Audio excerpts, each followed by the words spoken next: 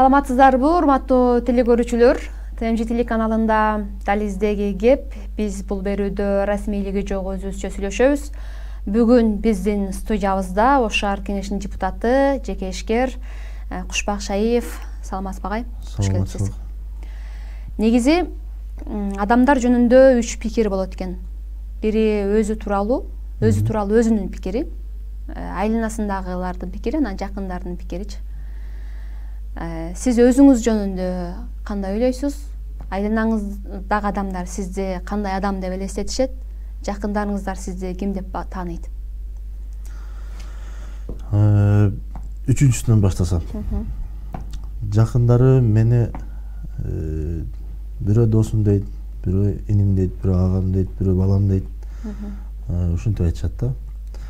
Анан кийин өзүм мен жөнүндө кимдер кандай ойлогонун эми идеалдуу адам жок. Кимдир бирөөлөр үчүн мен туура эмес жолдомун. Кимдир бирөөлөр үчүн мен аябай туура жолдомун. Кимдир бирөөлөр мени мисалы өздөрүнүн оюна туура келбеген адам болгонум үчүн жактырбашы мүмкүн. Өзүм жөнүндө ойлой турган болсом, мен өзүм жөнүндө сөзсүз түрдө өзүм жөнүндө оюм бийик да. Мен оюмча бардык адамдар ошондой болуш керек. Мен өзүм жүргөндө менде өзүмдө принцип бар. Эгер адашсам чын жүрөгүмөн адашайын. Бирөөнү күнөөлүү кылбайын. Эгер бир туура эмес жолдо кетип атсам, мага сөзсүз түрдө адамдар сен туура эмес кылып атасың, мына туура эмес жолдо кетип атасың деп айткан адамдар көп болот. Өзүң бил, өзүң башың өзүңдө деген адамдар болот. Жакшы кеп кеңешин айткандар болот. Биз сага ишенебиз, сен ушундай кыла бер деген адамдар болот. Бирок чечимди өзүм кабыл алганым үчүн мен өзүмдүн чечимиме бирөөнү күнөөлөгүм келбеген ойду ар дайым карманам дагы. Адашсам чын жүрөгүмөн адашам. Мен өзүм жөнүндө бүгүнкү күнгө чейин туура жолдо келатам деп эсептейм. Принципиалдуу болосузбу? Мен өзүмдү принципиалдуу деп айтам. Ар дайым принципке турамын деп айтам.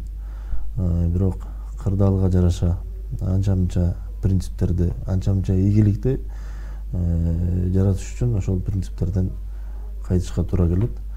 Бирок принцип дегенде бул өжөрлүк деп коебуз да.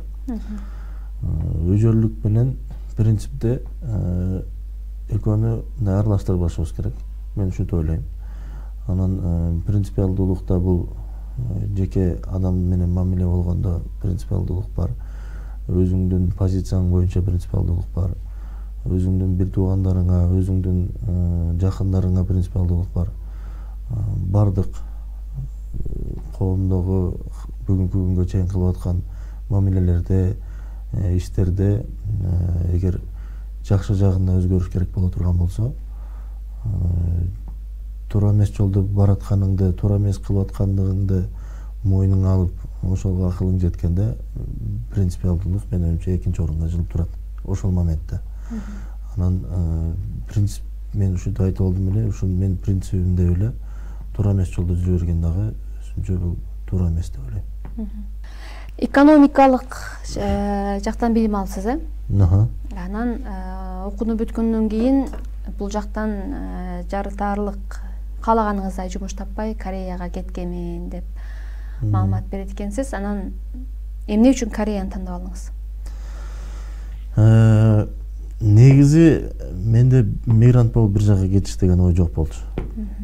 Мен студент кезде амбициям аябай чоң болчу. Мен ошол кезде азыр жойулуп кетти, каржы полициясы деген ишкана болчу эле. Мен ошол жерге ишке киришим керек деп аябай аракет жасагам. Бул окууну бүткөндөн кийин? Бул окууну бүткөндөн кийин. Окууну бүткөнгө чейин, акыркы курста. Азыркы ошол Горбанияда болчу эле, ошол ишкана. Ошол жерге барып, мен ушул жерге киришим керек деп, ал жерде мен практикадан өткөнмүн. Анан карасам, мен таанышым жок экен. Бир жерге кириш үчүн сөзсүз түрдө тааныш керек экен Кыргызстанда. Анан анча мынча бере турган жерлерге тыйым бериш керек экен.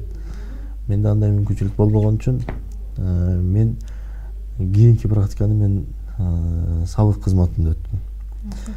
Мага сабык кызматы бир аз оңоюраак көрүндү ишке кириш. Мен ошол жака аракет кыла баштаган, ал жерде дагы мен 1-2 айлап ал жерде дагы практикада өттүм. Анан ал жердегилер каржы полициясындагыларга караганда жөнөкөй болчу. Жөнөкөй болчу, обед кылган жерлери дагы жөнөкөй жерлерде, өздөрүнүн жүрүш туруштары, адамга кылган мамилелери аябай жөнөкөй болчу. Анан алардын кыйналып жүргөндөрүн көргөмүн. Мисалы мен квартплата төлөшүм керек, анан кийин баягы өзүнүн баягы күнүмдүк турмушунда керектелүүчү нерселерге проблемаларды мен анча мынча угуп калчу элем дагы. Мен андай проблема өзүмдө болушун каалаган жокмун. Анан мага өзүмдүн бир туугандын балдарыбыз менен бир тууганым бар. Ошол айтып калды, эми Кореяга кетип атам мен, кааласаң жүр. Барып иштеп келебиз деп калгандан анан мен түнү күнү уктабай мен ошол жака кетем деп аракет кыла баштадым. Ошол жака кетем деп аракет кылып жүрүп, анан кийин ошол аракеттин жакшы ишке ашып, анан түштүк Кореяга 5 жылдан ашык ошол жакта жүрүп калдык, иштедик. Тил үйрөнүп бардыңызбы? Баргандан Тилди үйрөндүк. Тилди үйрөнүп, тесттен өттүк. Өзүнүн экзамендери бар, өзүнүн талаптары бар, ошонун баарын өттүк. Анан кийин аны күтөсүн. Азыр эми 2 жылдап, 3 жылдап күтүп калышты. Ал кезде мен 9 ай, 10 ай күткөндөн кийин анан мага приглашение келди, виза келди. Ошондон кийин эле как раз мен ошол кезде университетте акыркы экзамендерин тапшырып калган убагы эле мен сразу эле кабыл алып кол коюп берип контрактына кеткем да. Анан кийин диплом защитада мен университет менен мен келип диплом защита кылам деп сүйлөшкөн элем. Себеби менин билетим бар, визам бар, күйүп кетпесин, кете берейин деп мен кетип калгандан кийин 2010 жылы баягы бизде тополоң чыгып кетти 10 июнда. Мен как раз 6 июнда кеткенмин Кыргызстандан. Ал жылы бир дагы эч ким экзамен тапшырган жок. Бүткөн жок. Себеби университеттер иштеген жок. Мен ошол убактарда Кыргызстандан чыгып кеткен. Бирок келгенден кийин өзүм айткандай эле келгенден кийин диплом защита кылып, как раз ошол диплом защита боло турган убакытка карап келгем. Анан кийин келип диплом защита кылып, анан ошол кезде дипломду алганбыз. Мен теңдүүлөр ошол 2010 жылы бүткөндөр бардыгы 2011 алды окшойт дипломдорун. Кореяда эмне жумуш кылдыңыз? Биринчи барганда аябай кыйналдык. Биринчи тил билбейбиз.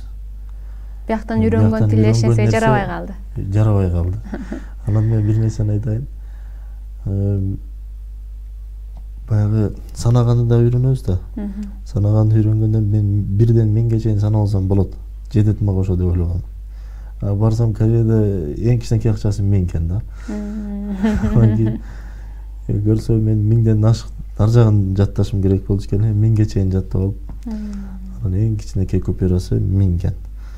Анан кийин барганда аябай кыйналганбыз. Мен барган жеримде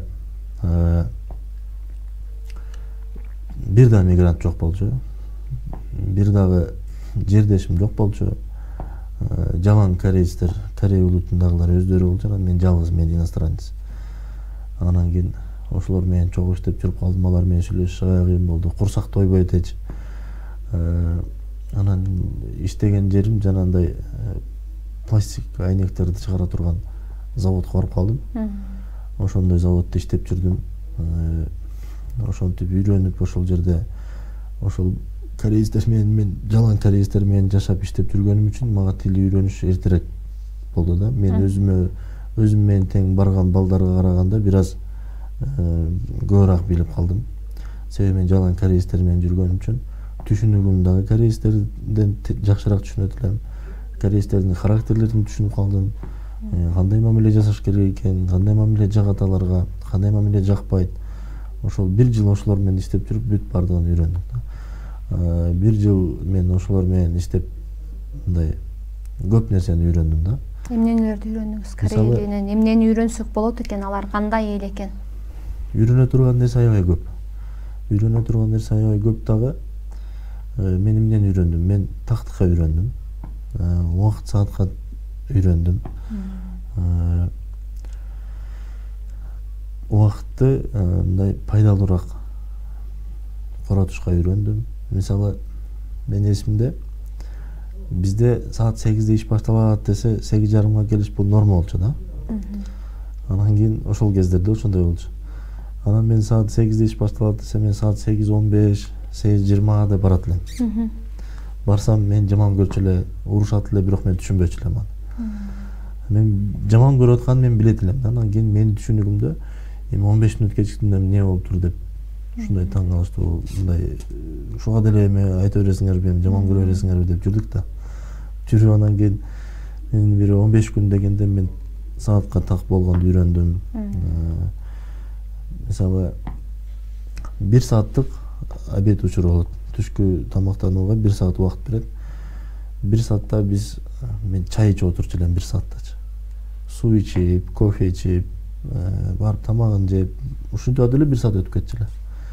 А корейцтер 20 мүнөт, 15 мүнөт эле тамактанат. 15 мүнөттө суусун ичет, кофесин ичет, бардыгын 15-20 мүнөттө жетишет дагы 20 мүнөт укташат. Мен уктаганга жетишпечү элем. Кийинчерээк мен ошол тамактанганда дагы тез кылып калдым. Тамактанганда да аябай тез жеп, ошого тез үйрөндүм. 20 мүнөт уктаганга дагы үйрөндүм. 20 мүнөттө уйку болчу эле деп ушинтип жүгүрчү элек да. Көрсө 20 мүнөт аябай пайдалуу уйку экен. Бул биздин мусулман эл катары айтканда дагы, биздин динибизде дагы мен так айта албай атам, бир нерсе деп коет уйкунун атынча. Ошондой уйку деп, бул дагы өзүнчө бир жакшы эме да. Адам үчүн, ден соолук үчүн, ой жүгүртүү үчүн, адамдын мээси үчүн аябай пайдалуу нерсе экен да. Муну мисалы бүгүнкү күндө бизде 1 сааттык түшкү тамакка бөлүп бергенибиз менен мен оюмча только тамактануу менен гана өткөзөт. Пайдасы кетирип атабыз. Тамак жейбиз, башка эч нерсе кылбай атабыз. Суу ичебиз, анан бир аз ушакташып саясатты сүйлөшөбүз. Анан эле 1 саат убакыт өтүп кетип атат да. Анан алар андай кылбайт, мен ошого үйрөндүм. Бирок мен бүгүнкү күндө ал нерсени аткарбай келем. 1 сааттык түшкү тамактанууда мен уктабайм бүгүнкү күндө. Бирок уктаган пайдалуу. Азыр ошол сиз 5 жылдык өмүрүңүздү ошол жака жумшадым деп анан журналисттерге берген маегиңизде менин эң жакшы курактарымдын бири мындай ойноп күлө турган убактым ошол иш менен кетип калды, жакындарыман алыс кетирдим деп мындай мага өкүнгөндөй сезилдиңиз да. Анан тескерисинче менимче ошол мүмкүнчүлүктөр, ошол тактыкты үйрөнүү, корейлердин ишке берилгендигин, эмгекчилдигин үйрөнүү бул сиз үчүн жеңиш болгон жокпу кайра? Бул бардык нерсенин тыйынында 2 тарабы бар дейт да. Бардык нерсенин 2 тарабы бар да. Бул мен ички өзүмдүн күйүтүм дейинби, же болбосо баягы жетпей калган нерсеге арман кылат да эми. Бир 2 нерсени максат кылсам, бирөөнө жетсе шүгүр деш керек да. Анан мен эми бардыгын мындай алып кеткенге деген бул нерсени мен айтайын дегеним, бул биздин дагы мамлекет өзүбүздүн ичибизде эле ошол 20 жаштан 25 жашка чейин өзүбүздө болсо ошол нерселер, ата-эне менен, бир туугандар менен ушинтип биргеликте ушул нерселер болсо деген ниетте айттым да. Бүгүнкү күндө көп балдар ушинтип чет жакка чыгып көп нерсени үйрөнүп келиш үчүн сөзсүз түрдө эле ата-энесинен алыс болуш керекпи деген нерсе да. Эми билбейм, эч бир ата-эне өзүнүн баласын 4-5 жылдап көргүсү келбей калган жери жок да. Эч бир бала өзүнүн ата-энесинен 4-5 жылдап алыс жүргүсү келбейт, мен оюмча. Анан кийин мен бул айткандын себеби баягы өзүбүздүн жерде, өзүбүздүн элде, бир туугандардын арасында, ата-эненин алдында ошондой ийгиликтерди жаратканга, ошондой үйрөнүүлөрдү, ошондой үлгү ала турган кишилерди өзүбүздүн жерде көрсөк болбойбу деген ички күйүтүм да. Анан кийин, конечно, Кореяда жүргөнүмдө мен көп нерсеге үйрөндүм. Коомго болгон мамилени ошол жакта үйрөндүм. Мамлекет деген эмне? Мамлекет дегенди кандай сакташ керек? Эл үчүн кызмат деген кандай болуш керек? Баягы иш берүүчүлөр өздөрүнүн жумушчуларына кандай мамиле жасап атканын, кандай иштеш керек экенин бүт бардыгын ошол жактан үйрөндүм. Бир мисал келтирип берейин. Мен коомго болгон мамилелерде мен бир мисал келтирип берейин. Бир жерде иштейбиз. Ал жерде мен үйрөнүп калган кезим эле, жакшы Кореяда жакшы иштерге жетишип, офистерде отуруп калган кез эле. Анан кийин ошол жерде эки кыргыз бала иштечи да. Баягы бизге Кыргызстанга, бүт дүйнөгө кеткен баягы спецтехникаларды экспорт кыла турган жерде иштечилер. Анан мен офисте отурсам, баягы жердин жетекчиси айнектен карап калып эле кыйкырып калды. Токтот эле, токтот деп кыйкырып калып, анан мен да чыктым, эмне болуп атат экен десем, анан мен да эшикти бас десем, көрсө ал жердеги кыргыз балдар баягы мотордон чыккан майларды жерге эле төгүп койчу экен да. Анан ошону төкпөй деп урушаттыр. Анан кийин жүргүлө деп бизди ээрситип барды дагы, анан кийин айландырып баягы биз иштеген жердин арткы жагына өткөзүп, анан кийин ошол жерде баягы күрүү чегилген поле бар эле. Ошол жерге барып анан баягы корейче айтып атат да. Дейт, силер азыр майды төгүп атасыңар дейт. Мейли дейт, бул май канча жылда сиңет билбейбиз дейт. Мейли мен деле 60ка чыгайын деп калдым дейт да. Мен өлүп кете беришим мүмкүн, ошол май сиңип, ошол жерден өскөн күрүчтү жебей калышым мүмкүн мен дейт. Мен балам да жебей калышы мүмкүн. Бирок мен неберем ошол май сиңген күрүчтөн өскөн күрүчтү жеп ден соолугуна зыян келип атпайбы дейт. Өзүнүн жарала элек небереси жок эле ошол кишиненчи. Боло элек небересин ойлоп атат да. Мен аябай таасирлендим. Биз эми баягы улуу сөздө уят жок. Жөн эле мындай ажатканага киргенден менден кийинки деп ойлонбойбузго, өзүбүз кирип чыксак болду, бүттү болот го. Мен ошону ушундай нерсени үйрөндүм да. Мен ошону угуп аябай таасирлендим. Мындай мисалдар толтура. Коомчулукка болгон нерселерди жөнөкөй бир нерсени ыргытпайт мисалы. Ыргытып бирөөнүн эмгегин сыйлаганды үйрөндүм мисалы. Бирөөнүн эмгегин аябай сыйлашат. Бизде сыйлабайт эч ким, андай бардыгы дебейм. Көпчүлүк катмардагы эл бирөөнүн эмгегин сыйлаганды билбейбиз да. Анан эми сиз айткандай Түштүк Кореяда иштеп жүргөн менин жетишкендиктерим аябай көп. Кече жакында миграция боюнча сөз болуп калбадыбы? Жогорку Кеңеш депутаты Шайлоо Атазов 18 жаштан 20 жашка чейинки кыздарды сыртка өз алдынча чыгарбайлы, же күйөөсү менен, же ата-энеси менен чыгарайлы деген сунуш берди да.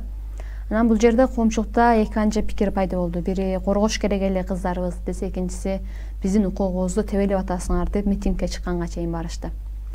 Сиз ошол жерде 5 жыл иштеген, чет элде дейли, чет элде 5 жыл жүргөн адам катары, чындап эле кыргыз кыздары чет элде кордолуп жатабы, же кандай алардын абалы? Негизи мигранттардын абалы кандай? Мигранттар башка жакта жүргөн эч ким жыргабайт менин оюмча. Бардык жыргалчылык өзүнүн жеринде болуш керек да. Ал аялбы, эркекпи, андан айырмасы жок. 18 жашка толгондон кийин аял эркек деп бөлүп койгонубуз менимче туура эмес. Туура, биз мусулман калкпыз. Биздин менталитетибиз ошондой. Бирок бир нерсени унутпашыбыз керек, биз светтик өлкөдө жашайбыз да. Светтик өлкөдө бардык адамдар дин тутуму эркин болуш керек деген норма бар дагы. Кыздар бузулуп кетип атат, башка зомбулуктарды көрүп атат деп айтып атышпайбы? Анда кыргыз балдар коргош керек. Башка жакта жүрсө коргошту билиш керек. Коргой алып жатабы? Коркогондор дагы бар, кордогондор дагы бар. Эч нерсеси менен иши жоктор дагы бар. Ар кандай балдар бар да. Мисалы мен Кореяда жүргөнүмдө кыргыз кыздар бар болчу, аябай кыйын кыздар бар эле. Окуган студент кыздар бар эле, иштеген кыздар бар эле. Анча мынча эркек балдарга караганда жакшыраак иштеген кыздар бар эле. Университеттердин эң алдыңкыларында окуган кыздар бар эле.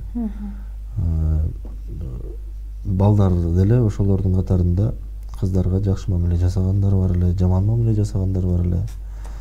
Муну моюнга алыш керек да. Анан кийин кыздарды чектеп коюп чыкпаш керек деген менин оюмча жеке менин көз карашымда бул коркоктук болуп калат го дейм да. Себеби ар бир эркек бала мен жаңы башында айтканымдай өзүмдүн карындашым менен инимден мен айтканыма көндүрүп алганмын. Биз ушинтип тарбия көрүп ошентип өсүп калыптырбыз дегендей ар бир эркек бала өзүнүн карындашын же болбосо эжесине кам көрүш керек.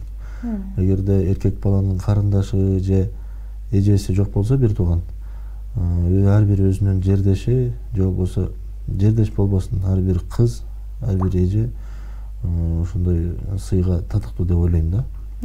Сый урматка.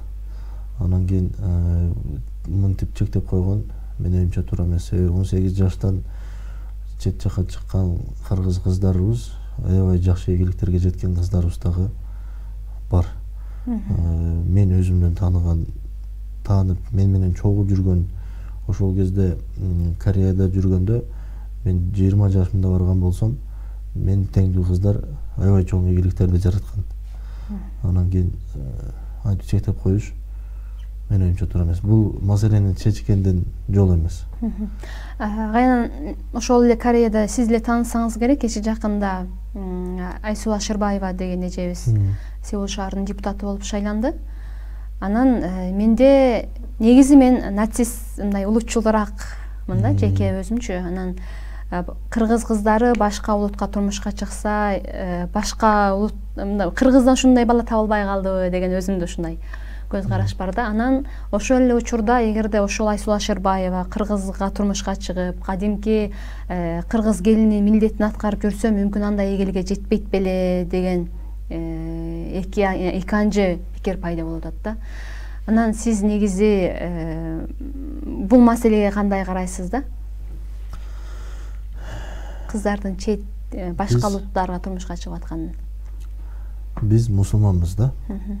Кудайга шүгүр, биз мусулман элбиз, мусулман калкпыз. Мусулманчылыкта кызганыч деген бар да. Мен да сиз катарында эле ар бир кыргыз кызына башка улутка күйөөгө тийсе, мен дагы кызганам. Сиз айткандай, эмнеге башка бирөө табылбады экен деген ой мага да келет. Бирок адамдын тандоосу да бул. Адам өзүнүн жашоосун өзү тандайт. Ошол кыз мисалы күйөөгө тийгенде эле ошол мамлекеттин жарандыгын алган эмес. Маселе берде Корей мамлекетинде да. Корей мамлекеттин жарандыгын алыш үчүн биринчи корей тилин мыкты билиш керек. Өзүнүн уровендери бар да. Биринчи, экинчи, үчүнчү деп баскычтары бар. Ошолордон өтүш керек. Андан кийин каада салык боюнча экзамендер бар. Андан кийин тарых жөнүндө экзамендер бар. Мындай айтканда, Корей мамлекети башка улутка жарандык берип атканда, аябай ойлонот экен да. Жарандык берип атканда, ошол адамдын ой жүгүртүүсүн, ички дүйнөсүн корейче кылып ойлондуруп, Корея деген сезимди ичине алып келип туруп, анан кийин жарандык берет да. Бул кыргыз кызыбыз мен молодец деп айтам. Себеби мен ал Кореяда жүргөндө мен 1-2 жолу көрүп калганмын ал кызды. Аябай активный болчу. Кыргыздардын кайсыл бир майрамдарында, кайсыл бир чогулуштарында активный катышып, анча-мынча уюштурук деңгээлде дагы жүргөн кыздардын бири эле. Кыргыз мамлекетинин эгемендүүлүк күндөрүн белгилеп жүргөндө дагы ошол жерде активдүү катышып, өзүнүн кыргыз экенин унутпай, өзүнүн улутун менен улутташтар, жердештер, бир туугандар деп жүргөн күндөрүн көргөн. Эми анын дагы өзүнүн турмушуна өзү айткандай сүйүү экен, турмуш экен, ушинтип баш кошуп калдым дегендей ошондой экен. Бирок ошентсе дагы кечээ күнү Сеул шаарынын мандатын алып атканда кыргыз орнаментиндеги кийимдерди кийип чыгып алганы бул деген өзүнүн улутуна сый урмат деп билем да. Анан башка улутка же мындай болгондо адам өзү тандайт да. Анан адам өзү тандайт дегенде, мисалы бизде да бир туугандар бар, бизде да туугандар бар дегендей. Эгер бир туугандары ата-энеси каршы болбой атса, анан биз эмне дей алат элек? Эмне дей алабыз десеңиз. Агайдан эми сиз Кореядан келгенден кийин бул жакта ишкерлик кылып жүрүп, анан шаардык кеңештин депутаттыгына аттандыңыз да. Анан мен студент кезде азыр көз өтүп кетти, Жергалкал Маматов деген депутат бар эле, бул жогорку кеңештин депутаты болгонго чейин биз ага барганбыз. Биз жогорку кеңеште практикага бармак элек, бизге финансылык жардам көрсөтүңүз деп суранып барсак, ал жардамын көрсөттү, бирок аябай нотация окуду да. Элге, журтка кызмат кылыш үчүн силерге жогорку кеңешке барып депутат болуш зарыл эмес. Мен мына ишкермин, мен депутаттыкка барбайм. Мен ушундай ишим менен аркылуу эле бир канча кызматкер адамды жумуш менен камсыздап атам, үй бүлөсүн багып атам. Мен мамлекетке болгон кызматым ушул деп аябай жакшы сүйлөгөн, бирок ошондон 3-4 жыл өтпөй эле кайра өзү жогорку кеңештин депутаттыгына аттанды да. Анан ушундан улам менде ишкерлер бийликке же депутаттык кызматка өзүнүн ошо ишкердигин коргош үчүн барат окшойт деп ойлоп калдым. Анткени коомчулукта айтылып жүрөт, ушу ишкерлерде бийлик болбосо ар дайым бийлик тарабынан кысым болот, ушундай болот деп. Чындап эле ишкерлерге эгерде бийлигиң жок болсо ошондой кысым болобу? Же максатың ишке ашырууда тоскоолдуктар көп болобу? Мисалы, мен жеке өзүм жооп бергенимде, ишкерлик бул менин үй бүлөлүк ишим да. Мен бул өзүмдүн жашоомо керектүү нерсе. Анан бул депутаттыкка деген мандат, ушул депутаттыкка эл өкүлчүлүгүнө барышка менде студент кезимде бир ой пайда болгон эле. Ушундай кылсамбы деп, анан анда жаш болчумун, анда ошол жөн эле ой болуп калып кеткен. Анан мен ошол Түштүк Кореяда жүргөнүмдө,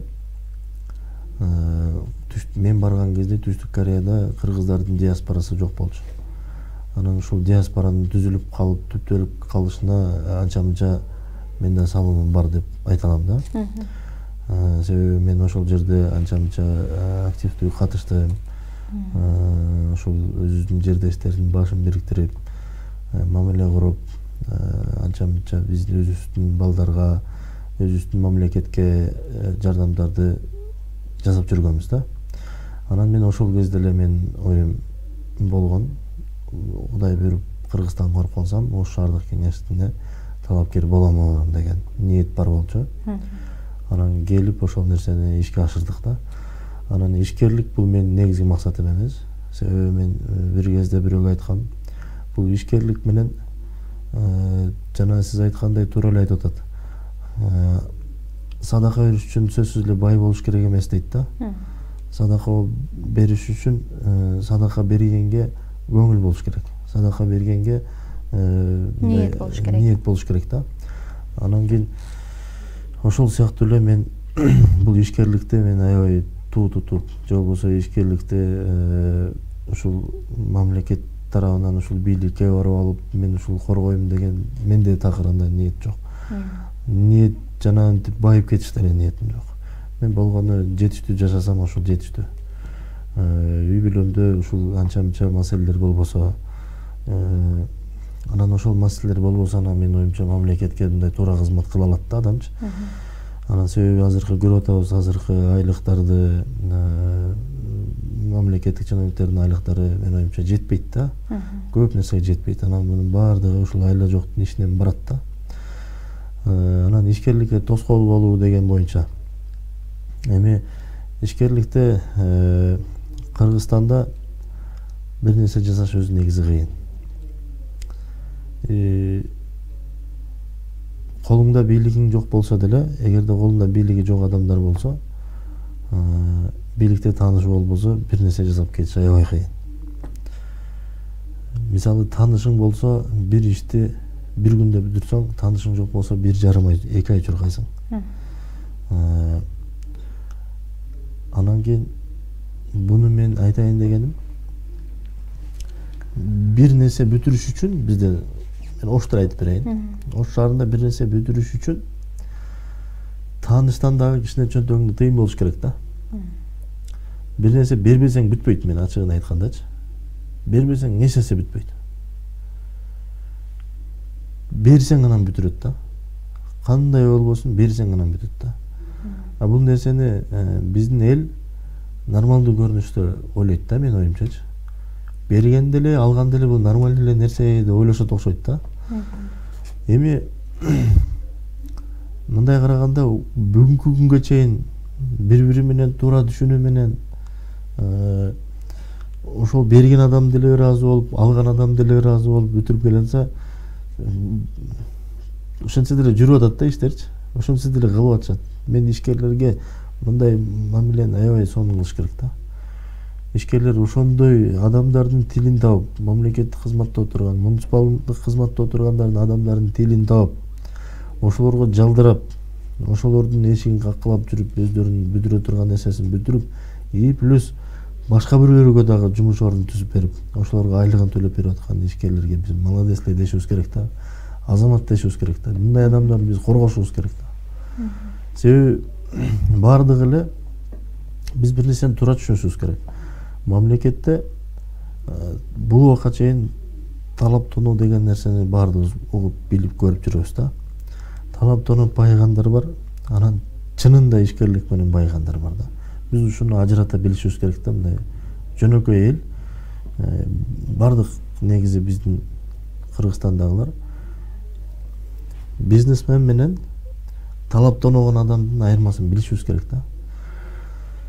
Бизде ушундай түшүнүк болуп калды.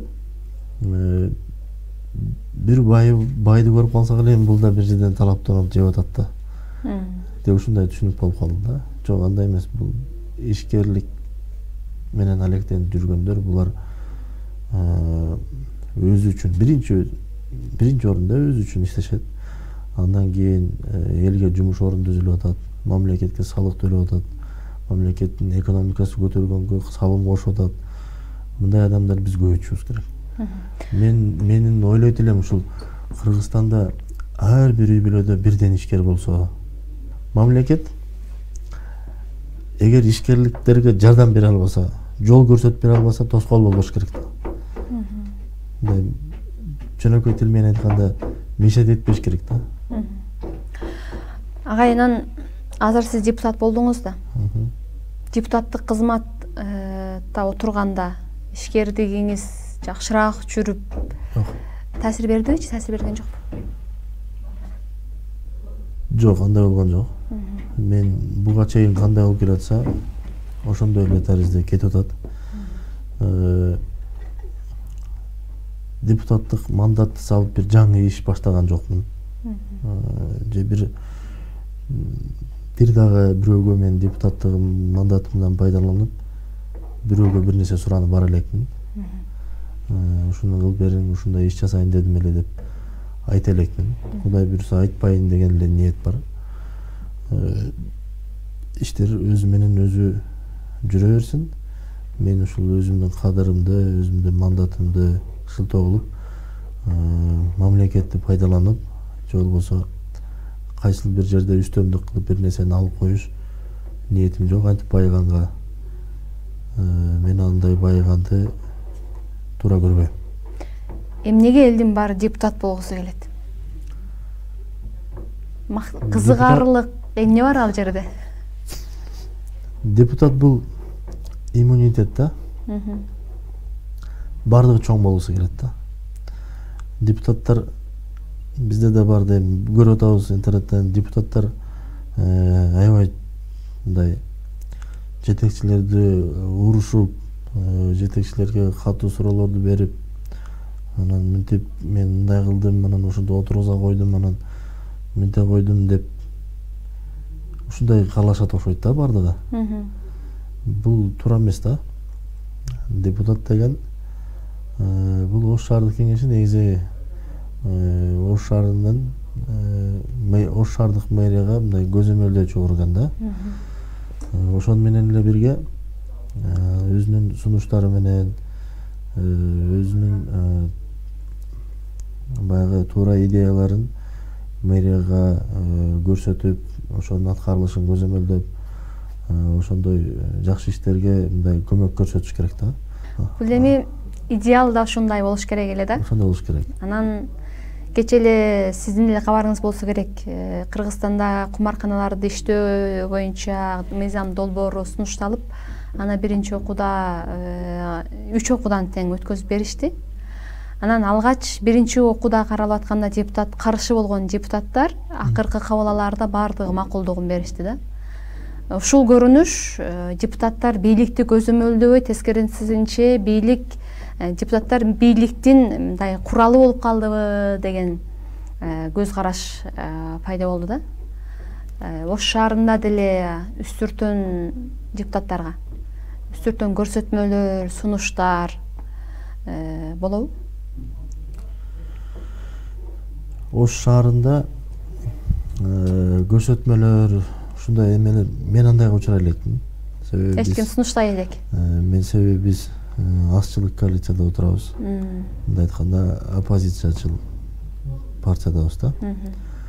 Анан кийин жеке мага бирөө келип антип көрсөтмө бере элек. Ушундай кылышың керек, ушуну колдошуң керек деп айта элек. Айтса да мен бирөөгө карыз эмесмин. Мен эл тарабынан шайланып келдим.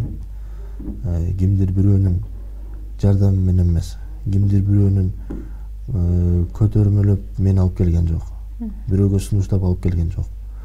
Мен өзүмдүн жеке оюм менен чыктым. Өзүмдүн жеке принциптери менен чыктым. Өзүм аракет кылып эл менен иштешип өзүм шайланып келдим. Анан кийин өзүмдүн оюмду айта албасам анда туура эмес да. Эми жогорку кеңеште айтып атасыз. Туура кандай болду, көрсөтмө болдубу, же биз билбеген туура жактары барбы, аны мен билбейм, так айта албайм. Бирок негизинен айтканда мен да каршымын казинонун ачылышына. Бул аябай ызычуу менен жабылган болгон, убагында аябай ызычуу болгон, митингдер болгон казинолор жабылышына. Миңдеген адамдар Бишкекте аянтка чыгып, бизге жумуш орунду ким түзүп берет эми деп депутаттарга аябай катуу сөздөрдү айткан убактар болгон. Эми ошол нерсени кайра кабыл алып коюшту да. Кыргыз жаранын киргизбейбиз деп кабыл алды. Аны убакыт көрсөтөт, ошол иштейби, иштебейби, аны убакыт көрсөтөт. Анан кийин жогорку кеңешке барабы, же жергиликтүү кеңешкеби, кандай болгондо дагы өзүнүн нар жагынан ошол жака баргысы келген, өзүнүн ою бар болуп, өзү өжөлүк менен, өзүнүн принциптери менен бара турган болсо, бирөөнүн көрсөтмөсүнө көнбөйт.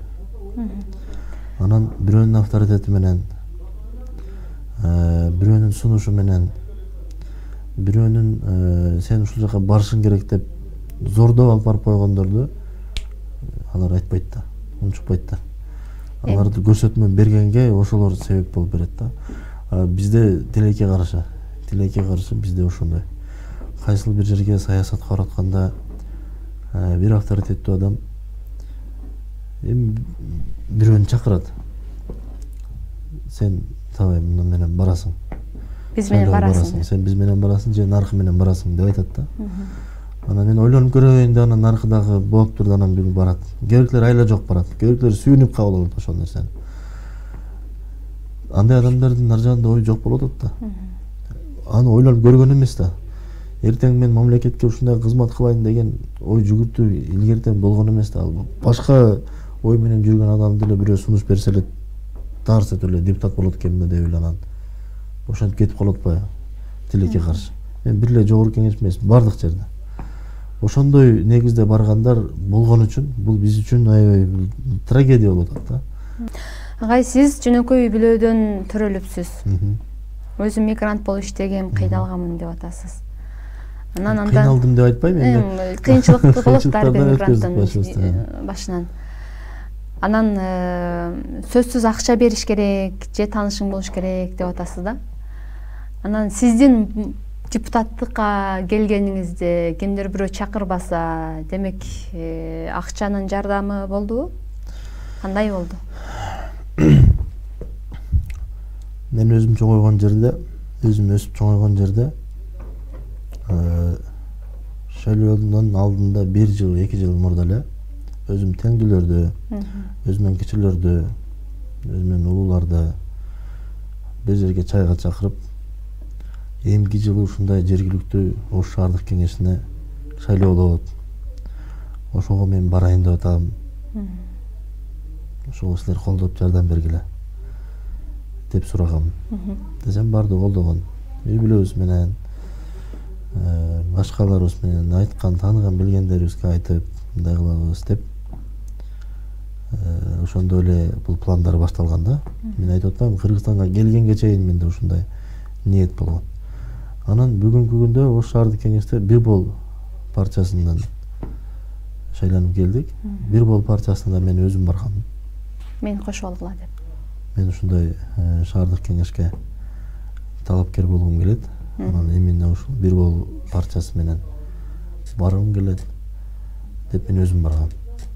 Эми туура ошонун Бир Бол партиясындагы катардагы мүчөсү менен бирөөсү менен тааныш элем. Ошол аркылуу ошол менен барып сүйлөшөйүн деп барып, мен ошол территорияда мен кандидат болоюн деп мен өзүм баргам. Бир Болдон же башка бирөөдөн мен Бир Бол партиясынан кандидат болуп баргандан кийин анан башка жерлерге сунуштар болду, бирок мен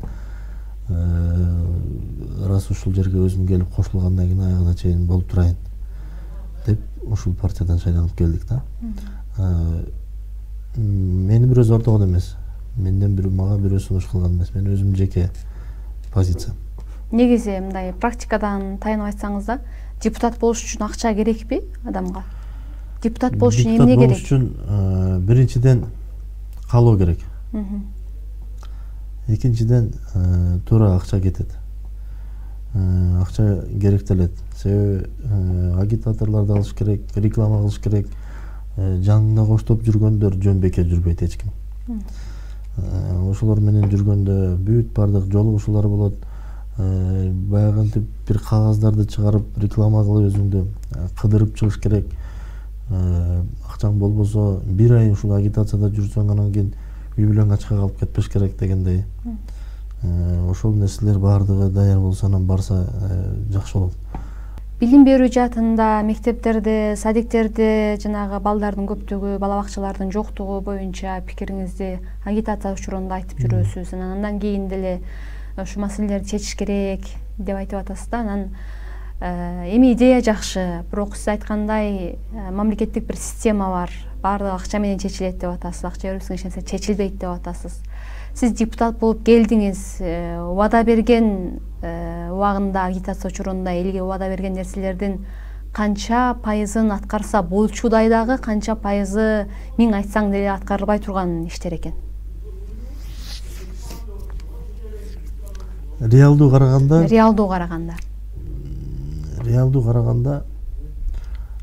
ошол берген убадаларды мен мынча пайызын ишке ашырам деп азыр айта албайм, бирок мен аракет жасап атам. Ашырса болчудайбы? Ашырса болгондору бар, бир аз убакыт керектелүүчүлөр бар. Ошолорду деле бүт мындай аракетин жасап атабыз да. Азыр мисалы кээде кайсыл бир партиялар аябай сонун идеяларды айтат да. Мындай ушундай өнүктүрсөк болот, анан мындай экономикалык эмеге барабыз деп ушундай көп убадаларды берип келдик да.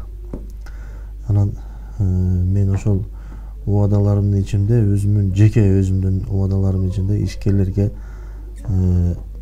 жакшы шарттарды түзөбүз деген ой болгон да. Мен бүгүнкү күндө ишкерлерге кандай шарттар түзүш керек экен, канча керек экен деп сунуштарын берип берип атам. Жылыш барбы? Ооба. Жылыш бар. Мындан 1 жыл мурдага караганда бүгүнкү күндө ишкерликтерге жылыш бар. Мен кайсыл бир ишкер болсо дагы мен айтат элем, колуман келгенинче жардам берет элем. Себеби мен бүгүнкү күндө анча-мынча ишкерлерге жардам берип атам. Ошолорго мен тааныш билиш болуп берип атам. Ошолорго мен тууган болуп берип атам. Анча-мынчасын мен тааныбайм. Анча-мынча маселесин жеке маселесин. Бирок коомго, шаарга пайда алып келе турган маселелерин мен жардам берип атам. Эфирге чейин айтып калбадыңызбы? Мурун мага бардыгы оңой көрүнчү эле, бара-бара оңой эмес экенин байкадым депчи. Негизи ушул жашка чейин жашоо, сиз басып өткөн жол эмнеге үйрөттү? Адам кантип жашаш керек экен, эмне кылыш керек экен? Мен кичинекей кезимден бир нерсени айтып кетейин. Мектепте окучу элек, мен канчанчы класс экени эсимде жок. Мен жакында эле 4-5 жыл болуп калды. Башка үйдөн башка үйгө көчтүк эле. Ошондо мен мектептеги колдонгон кагаздарым, тетрадь, күндөлүк, башка нерселерим чыгып калды да. Анан мен анан барактап отуруп калсам, мугалим тараптан бул жашоого келген максатың эмне деп суроо берген экен. Анан ошону ар бирибиз өзүнчө бир открытка сыяктуу жообун жазып, мугалимге тапшырышыбыз керек экен. Ошондой болгон экен. Мен кайсыл класста экенин так эсимде жок да. Ошондо мен мынтип жооп берген экен. Аны мага бир үйрөттү. Же болбосо бир жерден көчүрүп жазып алдымбы? Аны мен билбейм, аны эсимде жок. Бирок мен ошол жерде жакшы из калтыруу деп жооп бериптирмин. Жакшы из калтыруу? Бул жашоодо жакшы үлгүлүү из калтыруу деп жооп бериптирмин. Эми муну мен гениймин дебейм. Мен бирөөнүн көчүрүп алгандырмын. Балким мага бири үйрөткөндүр. Мен анын так эсимде жок, бирок ошол нерсени мен окудум да аябай таасирлендим. Ошол акылды мен мектептен кайра алдым да, мисалы.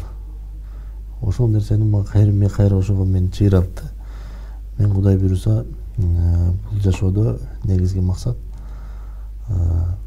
жакшы үлгүлүү из калтырып кетүү, үлгүлүү иштерди жасап кетүү.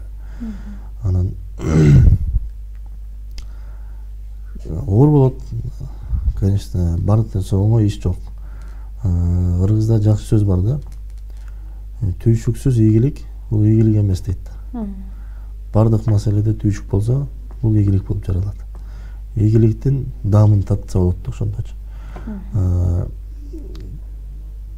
Мисалы, депутат катары сунуштарыңды бардыгын эле өткөзө албайсың. Бардык эле депутаттар сени ойлогондой ойлобойт. Бул жерде адамдын баягы дипломатиялык баягы сыпаты болуш керек да. Ошол нерсени мисалы кайсыл бир шаарга, коомчулукка бир пайдалуу нерсени алып чыгып депутаттарды ынандырыш керек биринчи. Себеби ал жерден колду табыш керек да. Ошолорду ынандырып, ошолорго түшүндүрүп, ошол нерсеге макул болуп көнгөндөн кийин анан ошол сунушту алып чыгып, анан депутаттарды колдоп, анан ошол нерсени анан кийин аткаруу бийлигине сунушту берип, ошонун аткарылышын көпчүлүк депутаттарды талап кылып, ошону көзөмөл кылса анан бул ишке ашат да. Бизге бөлүнгөн убакыт аягына чыгып баратат. Ошон үчүн сизге эрке микрофон берейин. Эфирдин аягында көрүүчүлөргө эмне дер элеңиз? Эфирдин аягында мен көрүүчүлөргө эмне дейм? Ден соолук каалайм. Иштерине ийгиликтерди каалайм. Үй бүлөсү менен аманчылыкта, токчулукта жүрүшүн каалайм. Мамлекетке болгон, элге болгон, коомчулукка болгон мамилелерди туура болушун каалайт элем. Кайдыгер болбошун каалайт элем. Бүгүнкү күндө биздин мамлекетте, биздин шаарыбызда ар бир жаран активдүү болуп, бардыгыбыз мамлекет үчүн, эл үчүн, жер үчүн деген принциптер менен жок дегенде өзүбүздүн жашообузда, өзүбүздүн бир туугандарыбыздын, өзүбүздүн коомчулугубузда туура үлгүлүү мамиле жасаганга чакырат элем. Мисалы, мамлекеттин тагдыры бир кишиде эмес, же бир санаа бир нече кишиде эмес. Мамлекетке ар бир кыргыз мамлекетин көтөрүп жүргөн, паспорту көтөрүп жүргөн жаран жооптуу деп билем. Жана мен элге ушул жоопкерчиликтүү болууга, активдүү болууга, анан эч качан чарчабаганга, ар дайым алдыга жүргөнгө, кайсыл сферада болбосун, кимдир бирөө ишкерлик менен алектенип, кимдир бирөө илимий кандай иштерде болбосун ийгиликтерди жаратканга мен тилектеш элем. Мен ошолорго ийгилик каалайт элем. Себеби ар бир жарандын ийгилиги бул мамлекеттин ийгилиги деп ойлойм. Сизге рахмат, убактыңызды бөлүп келип бергениңиз үчүн. Аллага койгон максаттарыңыз ишке ашсын дейли. Сиздерге да рахмат. Элге кызмат кылам деген ниетиңиз ишке ашсын. Урматтуу телегөрүүчүлөр, ушуну менен Дализдеги кеп программасы аягына чыкты. Бүгүн биздин студиябызда Ош шаар кеңешинин депутаты Кушбак Шаиев болду. Биз кайрадан көрүшөбүз. Аман туруңуздар.